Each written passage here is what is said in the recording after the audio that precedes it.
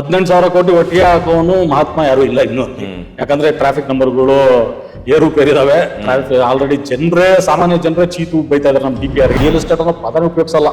ಎಲ್ಲರೂ ತುಂಬಾ ಕೇರ್ಫುಲ್. ಯಾಕಂದ್ರೆ ರಿಯಲ್ ಎಸ್ಟೇಟ್ ಅಂದ್ರೆ ಎಲ್ಲರಿಗೂ ಸೈಡ್ ಬಿಸ್ನೆಸ್ ನಮ್ಮ ಭಾಷೆಯಲ್ಲಿ ನೋಡಿದ್ರೆ ಇಟ್ಸ್ ಎ ಸ್ಕ್ಯಾಮ್.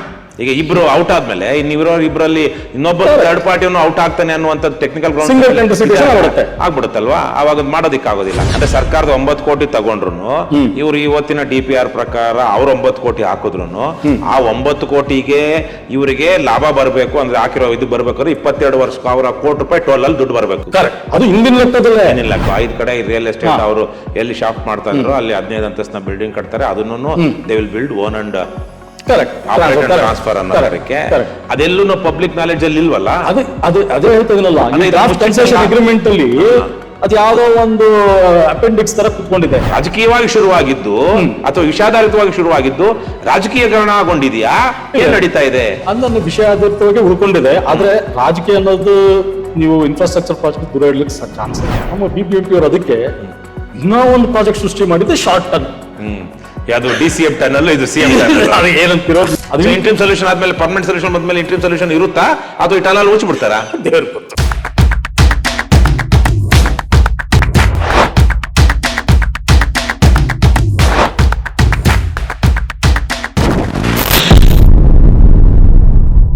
ವೀಕ್ಷಕರೇ ನಮಸ್ಕಾರ, ನಾನು ರವಿಕೃಷ್ಣ ರೆಡ್ಡಿ. ದಿ ಫೈಲ್ ಟಾಕ್ಗೆ ಸ್ವಾಗತ.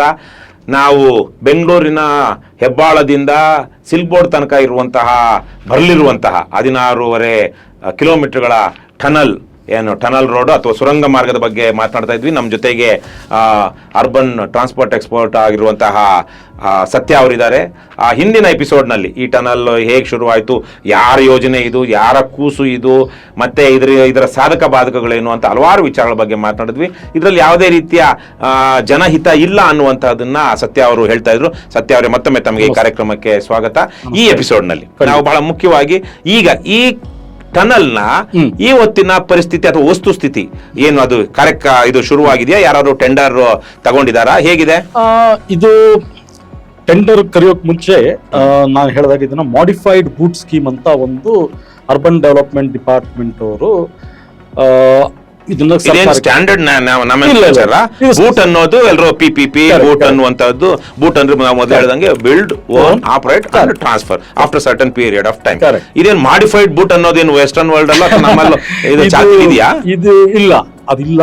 ಅದಕ್ಕೆ this is I would say short hand for selling of real estate rights.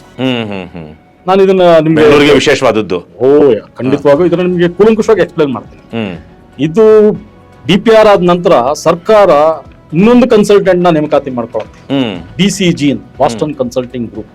ಇದನ್ನ ಯಾವ ರೀತಿ ಫೈನಾನ್ಸಿಂಗ್ ಮಾಡಬೇಕು, ಈಗ ಪ್ರಾಜೆಕ್ಟ್ ಮಾಡಿದ್ದೀವಿ, ಇದನ್ನ ಯಾವ ರೀತಿ ಫೈನಾನ್ಸ್ ಮಾಡಬೇಕು, ಅವರು 3 ಮಾಡಲ್ ಹೇಳ್ತಾರೆ.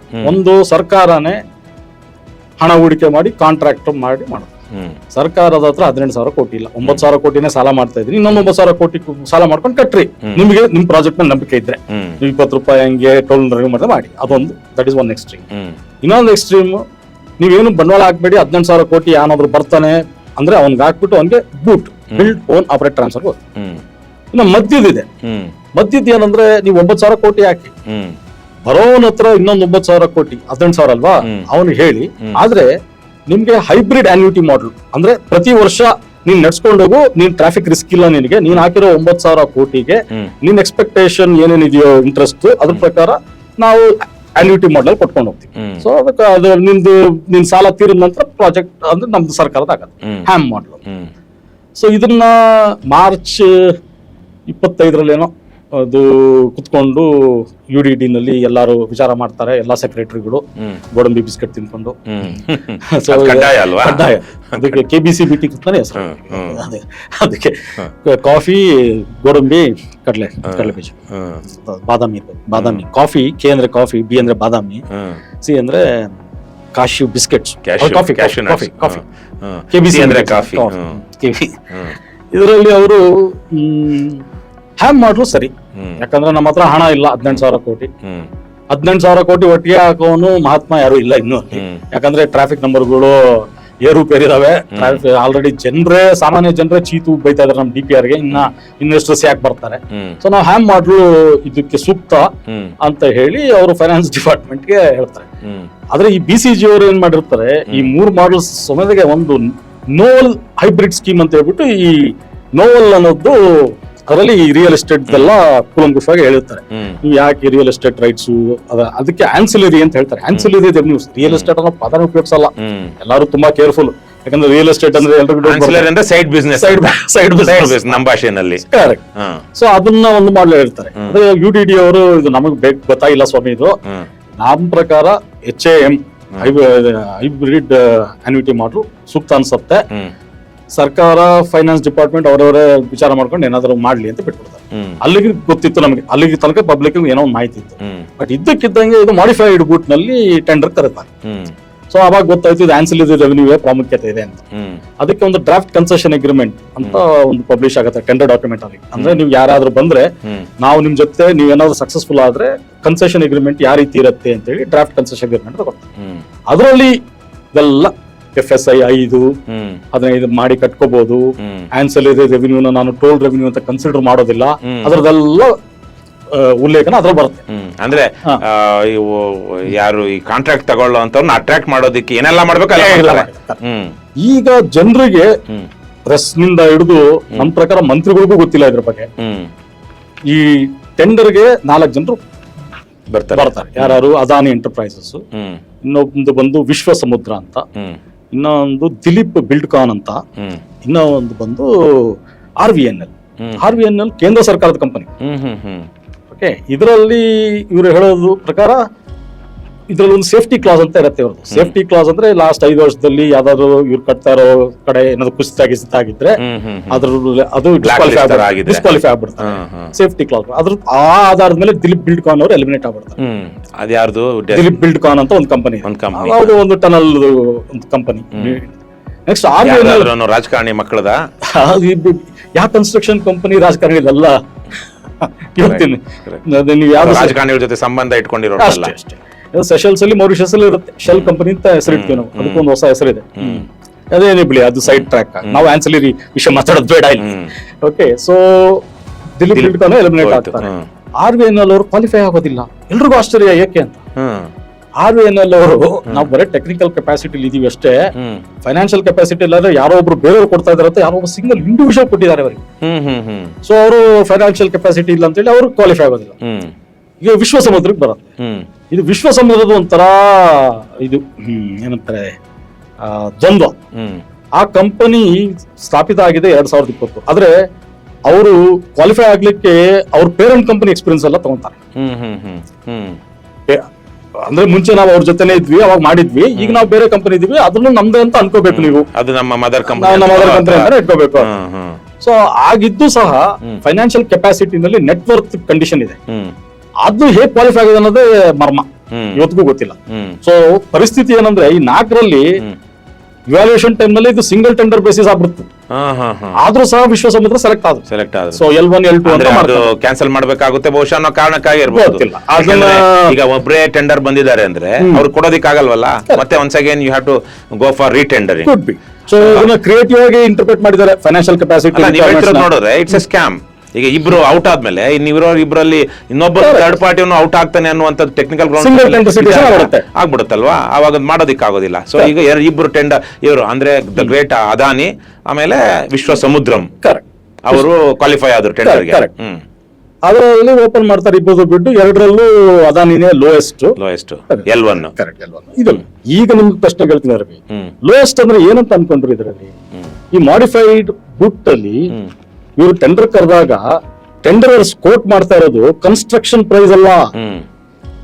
ಎಲ್ಲಾರು ಕನ್ಫ್ಯೂಸ್ ಆಗಿರೋದು ಅದೇ. 18,000 ಕೋಟಿ ಕನ್ಸ್ಟ್ರಕ್ಷನ್ ಸರ್ಕಾರದ ಎಸ್ಟಿಮೇಟ್ ಅದು.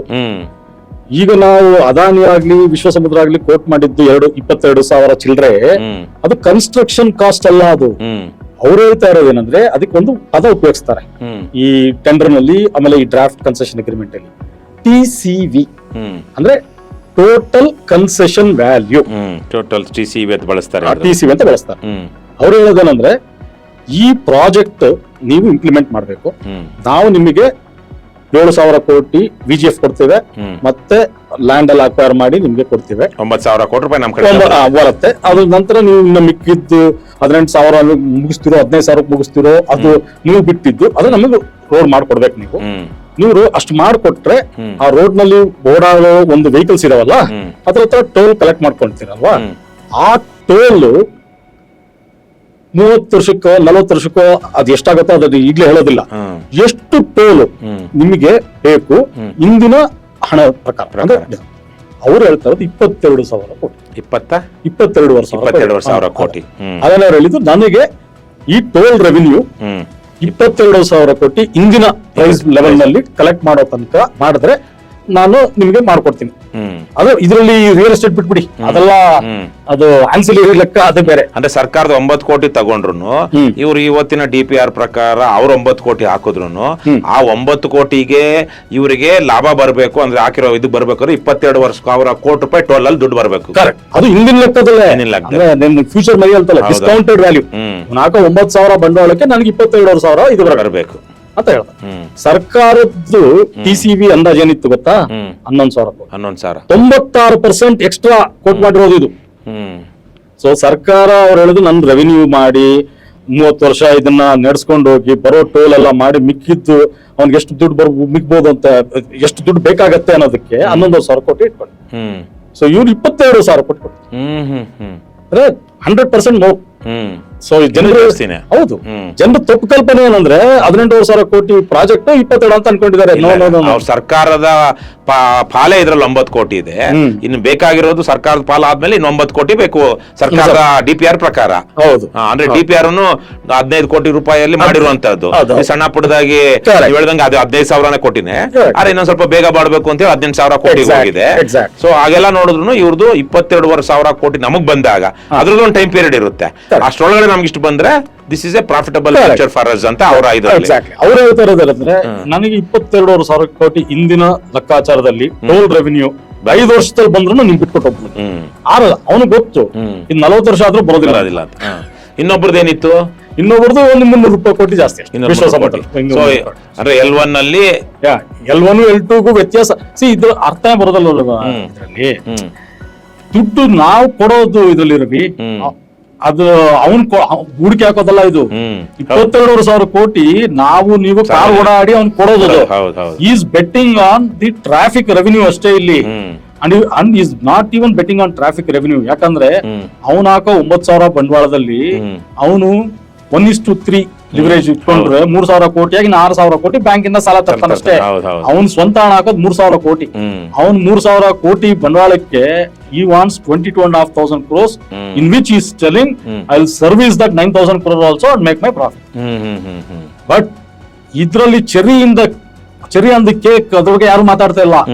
ಯಾವ್ದು ರಿಯಲ್ ಎಸ್ಟೇಟ್ ರೆವಿನ್ಯೂ, 5 ಕಡೆ ಶಾಫ್ಟ್ಗಳು ಅಂತ ಬಿಲ್ಡಿಂಗ್ಸ್, ಅದರ ರೆವಿನ್ಯೂಸ್, ಅದರದೇ ನೆಟ್ ರೆವಿನ್ಯೂ ಇಂದಿನ ಲೆಕ್ಕದ ಇಂದಿನ ಇದ್ರಲ್ಲಿ ನೆಟ್ ಆಫ್ ಕನ್ಸ್ಟ್ರಕ್ಷನ್ ಕಾಸ್ಟ್ ಅಂದ್ರೆ 5 ಫ್ಲೋರ್ ಮೇಲೆ ಇನ್ನೊಂದು 10 ಅವ್ರೆ ನೀವು ಹೇಳ್ತಾ ಇದ್ದೀರಾ. ಈ ಇಡೀ ಪ್ರಾಜೆಕ್ಟ್ ಅಲ್ಲಿ ಪಬ್ಲಿಕ್ ನಾಲೆಡ್ಜ್ ಅಲ್ಲಿ ಇದಿಲ್ವಲ್ಲ? ಏನಿದೆ ಈಗ ನೀವು ಹೇಳಿದ್ರಲ್ವಾ 5 ಕಡೆ ರಿಯಲ್ ಎಸ್ಟೇಟ್ ಅವರು ಎಲ್ಲಿ ಶಾಫ್ಟ್ ಮಾಡ್ತಾ ಇದ್ರು ಅಲ್ಲಿ 15 ಅಂತಸ್ತಿನ ಬಿಲ್ಡಿಂಗ್ ಕಟ್ತಾರೆ, ಅದನ್ನು they will build own and transfer ಅನ್ನೋದಕ್ಕೆ ಅದೆಲ್ಲೂ ಪಬ್ಲಿಕ್ ನಾಲೆಡ್ಜ್ ಅಲ್ಲಿ ಇಲ್ವಲ್ಲ? ಅದೇ ಹೇಳ್ತದಲ್ಲ, ಕನ್ಸೆಷನ್ ಅಗ್ರಿಮೆಂಟ್ ಅಲ್ಲಿ ಅದು ಯಾವ್ದೋ ಒಂದು ಅಪೆಂಡಿಕ್ಸ್ ತರ ಕುತ್ಕೊಂಡಿದೆ. ಅಂದ್ರೆ ಅದೇ ಈಗ ಆಲ್ರೆಡಿ ಈಗ ಅಲರ್ಟ್ ಆಗಿದೆ, ಅವ್ರಿಗೆ ಅವಾರ್ಡ್ ಆಗಿದೆಯಾ? ಇನ್ನೂ ಆಗಿಲ್ಲ. ಮತ್ತೆ ಇದು ಪಬ್ಲಿಕ್ ಅಲ್ಲಿ ಡಿಬೇಟ್ ಆಗ್ಬೇಕಲ್ವಾ? ಖಂಡಿತವಾಗಿ. ಯಾಕೆ ಆಗ್ತಾ ಇಲ್ಲ? ಅದೇ ಅಲ್ವಾ ಈಗ ನಂದೊಂದು ಪ್ರಶ್ನೆ. ರಾಜಕೀಯವಾಗಿ ಇವೆಲ್ಲ ವಿರೋಧ ಮಾಡಿದಂತವ್ರು ಈಗ ಆದಾನಿ ಅಂತ ಬಂದ ತಕ್ಷಣಕ್ಕೆ ಅದೇ ಮಟ್ಟದ ವಿರೋಧ ಮಾಡ್ತಿದಾರಾ ಅಂತ ಅನ್ಸುತ್ತಾ? ಅಂದ್ರೆ ಫಸ್ಟ್ ಅದಾನಿ ಅವರೇ ಬಿಡ್ಡರ್ ಅಂತ ಅಂದಾಗ ಸ್ವಲ್ಪ ದಿನ ಯಾರು ಏನಪ್ಪಾ ಇದು ಅಂತ. ಯಾಕಂದ್ರೆ ನಾನು ಈ ಪ್ರಶ್ನೆ ಯಾಕೆ ಕೇಳ್ತಿದ್ದೆ ಅಂದ್ರೆ ಬಹುತೇಕವಾಗಿ ಜನ ಅಂದ್ಕೊಂಡಿರೋದೇನು, ಆದಾನಿ ಅಂದ್ರೆ ಬಿಜೆಪಿ ಅವರು, ಮೋದಿ ಅವರ ದೋಸ್ತು ಅಂತ.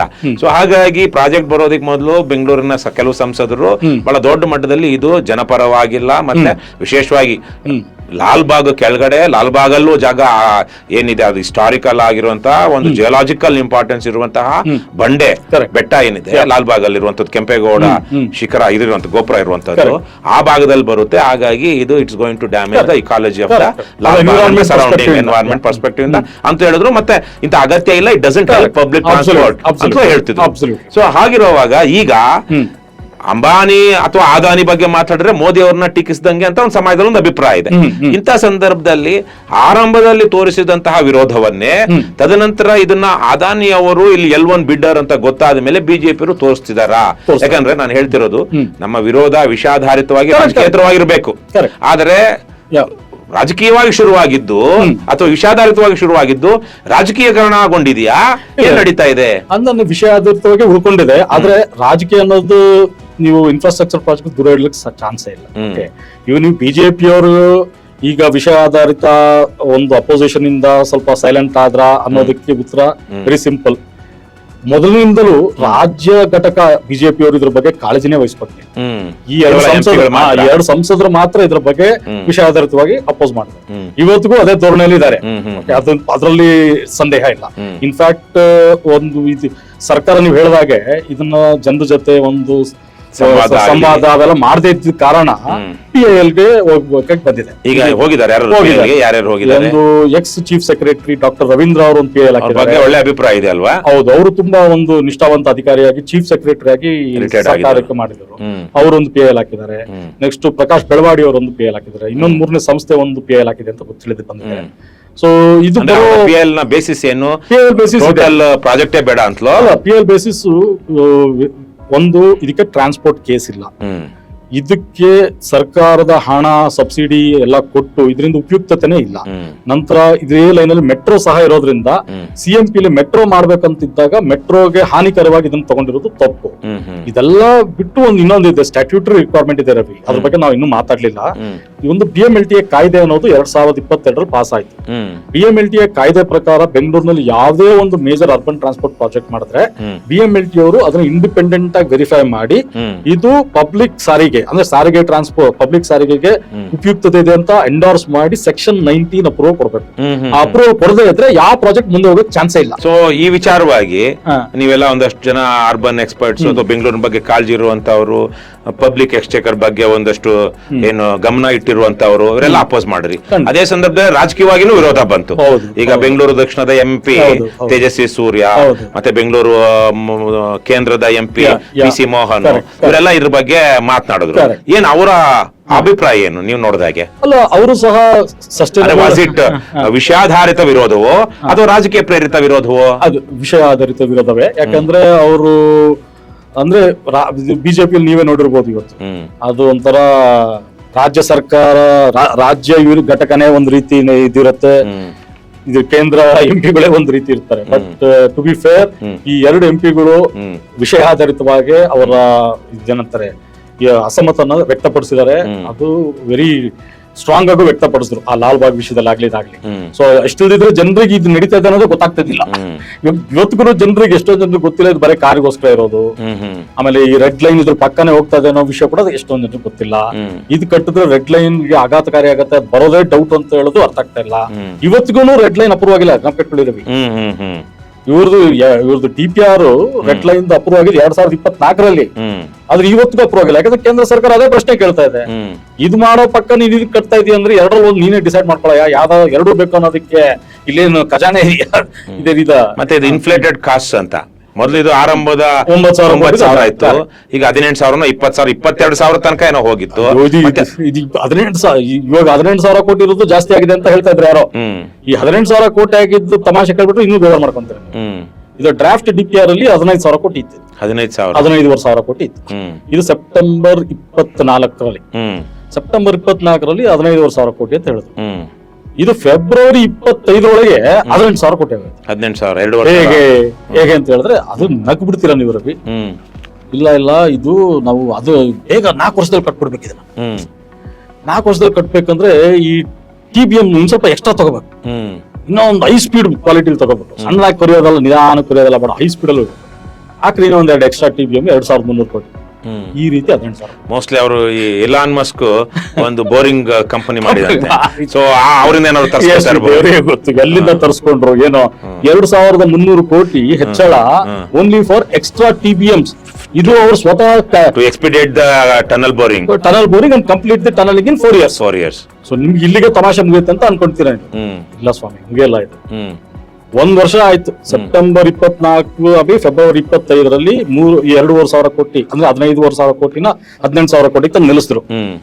ಮತ್ತೆ ಆಗಸ್ಟ್ 25ರಲ್ಲಿ ನಮ್ಮ ಸಿದ್ದರಾಮಯ್ಯ ಅವರು ಹೆಬ್ಬಾಳ್ ಲೂಪ್ ಇಂದ ಒಂದು KR ಪುರ ಇಂದ ಒಂದು ಲೂಪ್ ಓಪನ್ ಆಗುತ್ತಲ್ಲ, ಅದು ಇನಾಗ್ರೇಷನ್ ಹೋಗಿದ್ದ ಸಂದರ್ಭದಲ್ಲಿ ಎಲ್ಲ ನೋಡ್ಕೊಂತ ಇದ್ದಾಗ ಅಲ್ಲಿ ಇದ್ದ ಜನಸಂದಣಿ, ಸರ್ ನಮ್ ಸಹಕಾರ ನಗರದಿಂದ ಹೆಬ್ಬಾಳ್ ದಾಟಕ್ ತುಂಬಾ ಕಷ್ಟ ಆಗಿದೆ ಸರ್, ನಮ್ಗೆ ಏನಾದ್ರು ಮಾಡ್ಬೇಕು ಹಾಗೆ ಹೀಗೆ ಅಂತ ಹೇಳಿ.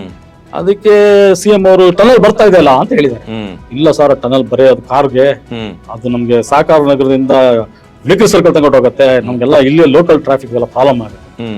ನಮ್ಮ BBMP ಅವರು ಅದಕ್ಕೆ ಇನ್ನೂ ಒಂದು ಪ್ರಾಜೆಕ್ಟ್ ಸೃಷ್ಟಿ ಮಾಡಿದ್ರೆ ಶಾರ್ಟ್ ಟನಲ್. ಯಾವುದು DCM ಟನಲ್, ಇದು CM ಟನಲ್. ಅದು ಏನಂತಿರೋ ಇವತ್ತಿನ CM ಅಂದ್ರೆ ಹಿಂದಿನ DCM ಇವತ್ತಿನ CM. ಸೊ ಹಿಂದಿನ CM ಟನಲ್, ಹಿಂದಿನ DCM ಟನಲ್ ಇವರೇ ಉದ್ಘಾಟನೆ ಶಂಕುಸ್ಥಾಪನೆ ಮಾಡ್ತಾ ಇದ್ದಾರೆ. ಏನಾದ್ರೂ ಮಾಡೋ ಅನ್ಕೊಳ್ಳಿ. ಅದು ಛೋಟಾ ಟನಲ್. ಛೋಟಾ ಟನಲ್, ಇದು ಮೋಟಾ ಟನಲ್. ಇದು ಮೋಟಾ ಟನಲ್. ಅದ್ರದ್ದು DPR ಯಾರು ಮಾಡಿದ್ದಾರೆ? ಇದೇ ಕನ್ಸಲ್ಟೆಂಟೇ. ಈ ಬಡಾ ಟನಲ್ ಕನ್ಸಲ್ಟೆಂಟ್ ಇದನ್ನಲ್ಲ, ಅದೇ ಕನ್ಸಲ್ಟೆಂಟ್ ಗೆನೆ ಯಾರು ಕಾಪಿ ಪೇಸ್ಟ್ ಮಾಡಿ ಪ್ರೊಫೆಷನಲ್ ಆಗಿ ವೆರಿಫೈ ಮಾಡಿದ್ರು, probably they are not competent enough to create their own report. Because if you see the look at the reports, I mean even a novice transport planner will say what the hell. Okay, ಇಲ್ಲಿ ಈಗ ಕೇಳ್ಬಿಟ್ರೆ ನಿಮ್ಗೆ ಸ್ವಲ್ಪ ನೀರ್ ಕುಡಿ ಸ್ವಲ್ಪ, ಯಾಕಂದ್ರೆ ಇದು ಯಾರಿಗೂ ಬೆಂಗಳೂರು ಗೊತ್ತಿಲ್ಲ, ಗೊತ್ತಾಗ್ಬೇಕು. ಈ ಕನ್ಸಲ್ಟೆಂಟ್ ಮಹಾತ್ಮ ಹೇಳ್ತಾನೆ, ಈ ಸಣ್ಣ ಟನಲ್ DPR ಮಾಡ್ಬೇಕಾದ್ರೆ ಈ ದೊಡ್ಡ ಟನಲ್ ಕಟ್ಟೋದಕ್ಕೆ 10 ವರ್ಷ ಆಗ್ಬೋದು, ಅದಕ್ಕೆ ಇಂಟ್ರಿಮ್ ಸೊಲ್ಯೂಷನ್ ಬೇಕು, ಅದಕ್ಕೆ ಛೋಟಾ ಟನಲ್ ಮಾಡ. ಸೊ ಅವನೇ ಇದನ್ನ 4 ವರ್ಷಕ್ಕೆ ಕಂಪ್ಲೀಟ್ ಮಾಡಿದ್ರೆ ಮಾತ್ರ ಇದು ವಯಬಲ್ ಅಂತ ಹೇಳ್ತಾರೆ. ಈಗ that same person is saying that other tunnel is going to take 10 years. ಹಾಗಾಗಿ ಇಂಟ್ರಿಮ್ ಸೊಲ್ಯೂಷನ್ ಆದ್ಮೇಲೆ ಪರ್ಮನೆಂಟ್ ಸೊಲ್ಯೂಷನ್ ಬಂದ್ಮೇಲೆ ಇಂಟ್ರಿಮ್ ಸೊಲ್ಯೂಷನ್ ಇರುತ್ತಾ ಅಥವಾ ಈ ಟನಲ್ ಮುಚ್ಚಿಬಿಡ್ತಾರಾ? ದೇವ್ರ ಗೊತ್ತು. ಇಂಟ್ರಿಮ್ ಸೊಲ್ಯೂಷನ್ ನಮಗ್ ನೀರು ಕುಡಿಸಿ ಅಂತಿದ್ದೀರಾ, ಆದ್ರೆ ಇದು ಜನರಿಗೆ ನೀರು ಕುಡಿಸೋ ಇದೊಂದು ಗುಪ್ಪಿಯಾಲಸೆ ನೋಡಿ. ಪೀಸ್ ಮೈಲ್ ಅಂತ ಈಗ BBMP ಹೊಸ ಹೆಸರು. ಇವ್ರು ಈ ಛೋಟಾ ಟನಲ್ ಮಾಡಿದ್ರ DPR ತಯಾರು ಮಾಡಿದ್ರು. ದುಡ್ಡಿಲ್ವಲ್ಲ ಸ್ವಾಮಿ, ಈ ದೊಡ್ಡ ಟನಲ್ಗೆನೆ 9,000 ಕೋಟಿ ಹಡ್ಕೋತ್ರ ಲೋನು. ಇದು ಮಾಡ್ಲಿಕ್ಕೆ ದುಡ್ಡಿಲ್ವಲ್ಲ ಇವ್ರ ಹತ್ರ. ಕನ್ವೀನಿಯಂಟ್ ಆಗಿ ಕ್ಯಾಶ್ ರಿಚ್ BDA ಅವ್ರು ಕೊಟ್ಬಿಟ್ರಿ, ನೀವು ಮಾಡಿ. ಸೊ ಈಗ BDA ಅವರು ಟನಲ್ ಮಾಡ್ತಾರೆ, ಛೋಟಾ ಟನಲ್ ಮಾಡ್ತಿರೋದು. ಅಲ್ಲಿಗೆ ಅದು ಛೋಟಾ ಟನಲ್ ಮಾಡ್ತೀನಿ ಅಂತ ಹೊರಟಾಗ ಜನರೆಲ್ಲರೂ, ಅಲ್ಲ ಸ್ವಾಮಿ, ನೀನು ಹೆಬ್ಬಾಳದಿಂದ ತಗೊಂಡ್ಬಂದ್ಬಿಟ್ಟು ವೆಟರ್ನರಿ ಹಾಸ್ಪಿಟಲ್ ಮುಂದೆ ಟ್ರಾಫಿಕ್ ದಟ್ಟಣೆನ ಟ್ರಾನ್ಸ್ಫರ್ ಮಾಡೋದಕ್ಕೆ ಛೋಟಾ ಟನಲ್ ಮಾಡ್ತೀನಿ ಅಂತೀಯಲ್ಲ, ನಿನ್ ರಿಪೋರ್ಟ್ ಅಲ್ಲೇ ಹೇಳ್ತಾ ಇದೆ ಅದು ಕಟ್ಟಿದ ಮೊದಲನೇ ದಿನಾನೇ ಟ್ರಾಫಿಕ್ ಹೆಬ್ಬಾಳಲ್ಲಿರೋದು ಅಲ್ಲಿ ಬಂದು ನಿಂತ್ಕೊಳ್ಳುತ್ತೆ, ಅಲ್ಲಿ ಮೈಕಲ್ ಸರ್ ಮುಂದಕ್ಕೆ ಏನು. ಅದಕ್ಕೆ ಅವರು ಬಾರಿ ಇದು ಸ್ವಾಮಿ, ಅದಕ್ಕೆ ನಾವ್ ಹೇಳಿದ್ದು ಇಂಟ್ರಿಮ್ ಸೊಲ್ಯೂಷನ್ ಅಂತ. ಬಡ ಸೊಲ್ಯೂಷನ್ ಬರುತ್ತೆ. ಇದಕ್ಕೂ ಏನ್ ಮಾಡ್ತೀರಪ್ಪ, ಇಲ್ಲಿ ಹೆಬ್ಬಾಳದಲ್ಲಿ ಅಷ್ಟಿದ್ದೇ ಅಲ್ಲಿ ಪ್ರಾಬ್ಲಮ್ ಇದೆ. ಇಲ್ಲಿ ವೆಟರ್ನರಿ ಕಾಲೇಜ್ ಮುಂದೆ ಬಂದು ನಿಂತ್ಬಿಟ್ರೆ ಅಲ್ಲಿ ಲೋಕಲ್ ಟ್ರಾಫಿಕ್ ಮುಂದಾಗಲ್ಲ, ಇದು ಆಗಲ್ಲ. ಏನ್ ಮಾಡ್ತೀರಾ ಅಂದ್ರೆ, ನಮ್ಮ BSMIL ಅವರು ಅವ್ರದ್ದೊಂದು ಇದೆ, ಒಂದು ಥಿಯರಿ ಇದೆ, ಅವ್ರು ಸೀರೀಸ್ ಆಫ್ ಫ್ಲೈಓವರ್ ಥಿಯರಿ ಅಂತೀನಿ. ಅದಕ್ಕೆ ಸೀರೀಸ್ ಆಫ್ ಫ್ಲೈಓವರ್ಸ್ ಅವ್ರ ಥಿಯರಿ ಹೆಸರೇ ಅದು. ಸರಿ ಬಿಡ್ರಿ, ಅಲ್ಲಿಂದ ವೆಟರ್ನರಿ ಕಾಲೇಜಿಂದ ಮೇಕರಿ ಸರ್ಕಲ್ ತನಕ ಇನ್ನೊಂದು ಎಲಿವೇಟೆಡ್ ರೋಡ್ ಮಾಡೋಣ. ಸೊ ಈ ರೀತಿ ಛೋಟಾ ಟನಲ್ ಪ್ಲಸ್ ಎಲಿವೇಟೆಡ್ ರೋಡ್ 2,300 ಕೋಟಿ ಇವಾಗ BDA ಅವರು ಏನಾದ್ರೆ ಕಾಂಟ್ರಾಕ್ಟರ್ಗಳು ನೇಮಕಾತಿರು ಮಾಡ್ಕೊಂಡು ತುದಿಗಾಲ ನಿಂತಿದ್ದಾರೆ. ಶಂಕುಸ್ಥಾಪನೆ ಆಯ್ತು. ಅದು ಛೋಟಾ ಟನಲ್ಗೆ ಬರೋ ತಿಂಗಳು ಎಲಿವೇಟೆಡ್ ರೋಡ್. ಸೊ ಇದು ಶಂಕುಸ್ಥಾಪನೆ ಸಮಾರಂಭ ಅದ್ರದ್ದು ನೆಕ್ಸ್ಟ್ ತಿಂಗ್ ಆಗುತ್ತೆ ಅಂತ ಹೇಳ್ತಾ ಇದ್ದಾರೆ ಆಲ್ರೆಡಿ. ಸೊ ನೀವ್ ಹೇಳ್ತಿರೋ ಹಾಗೆ ಬೆಂಗಳೂರಲ್ಲಿ ಟನಲ್ಗಳು ಮತ್ತು ಫ್ಲೈಓವರ್ ಗಳ ಕಾಮಗಾರಿ ಮುಂದಿನ ದಿನಗಳಲ್ಲಿ ಬಿರುಸಾಗಿ ನಡೆಯಲಿದೆ. ಆದ್ರೆ ಇದರಲ್ಲಿ ಯಾವುದೇ ತರಹದ ಜನರಿಗೆ ಉಪಯೋಗ ಆಗುವಂತದ್ದ ಜನರ ಕಾಳಜಿ ಇಲ್ಲ ಅಂತ ಹೇಳ್ತಾ ಇದ್ದಾರೆ. Hebbal problem, veterinary college problem, veterinary college, Mekhri circle problem, Mekhri circle ಮುಂದಕ್ಕೆ ಹೋಗ್ತಾ ಇರುತ್ತೆ. ವೀಕ್ಷಕರೇ, ಈ ಕಾರ್ಯಕ್ರಮದಲ್ಲಿ ನಾವು ಟನಲ್ ಏನ್ ಬರ್ತಾ ಇದೆ ಅದರ ಹಿನ್ನೆಲೆ ಮತ್ತೆ ಅದರಲ್ಲಿ ಯಾವೆಲ್ಲ ರೀತಿಯಲ್ಲಿ ಕೆಲವು ತಪ್ಪುಗಳಾಗಿದೆ ಅನ್ನೋದ್ರ ಬಗ್ಗೆ ನಮ್ಮ ಅರ್ಬನ್ ಟ್ರಾನ್ಸ್ಪೋರ್ಟ್ ಎಕ್ಸ್ಪರ್ಟ್ ಆಗಿರುವಂತಹ ಸತ್ಯ ಅವರು ಒಂದಷ್ಟು ವಿಚಾರಗಳನ್ನ ಹೇಳಿದ್ದಾರೆ. ದಿ ಫೈಲ್ ಟಾಕ್ ನ ಮುಂದುವರೆದ ಎಪಿಸೋಡ್ ನಲ್ಲಿ ಇಷ್ಟೆಲ್ಲ ವಿಚಾರಗಳು ಬರಲಿದೆ. ದಯವಿಟ್ಟು ಅದನ್ನು ಸಹ ತಪ್ಪದೆ ನೋಡಿ. ಇವತ್ತು ನಾನು ನಿಮ್ಮಲ್ಲಿ ಒಂದು ಮನವಿ ಮಾಡ್ತಾ ಇದ್ದೀನಿ. ದಿ ಫೈಲ್ ಕಳೆದ 3 ವರ್ಷಗಳಿಂದ ಯಾರ ಮುಲಾಜಿಗೂ ಒಳಗಾಗದೆ ನಿಷ್ಪಕ್ಷಪಾತವಾಗಿ ತನಿಖಾ ವರದಿಗಳನ್ನ ನಿಮ್ಮ ಮುಂದೆ ಇಡ್ತಾ ಇದೆ. ಕೋವಿಡ್ ಹಗರಣ ಆಗಿರಬಹುದು, ಶಿಕ್ಷಕರ ನೇಮಕಾತಿಯಲ್ಲಿನ ಅಕ್ರಮವಾಗಿರ್ಬೋದು, ಸರ್ಕಾರದ ಹಲವಾರು ಭ್ರಷ್ಟಾಚಾರಗಳನ್ನ ದಾಖಲೆ ಸಮೇತ ಬಯಲು ಮಾಡ್ತಾ ಇದೆ. ನಮ್ಮ ಈ ವರದಿಗಳನ್ನ ಆಧರಿಸಿ ತನಿಖಾ ಆಯೋಗಗಳು ರಚನೆ ಆಗಿದೆ.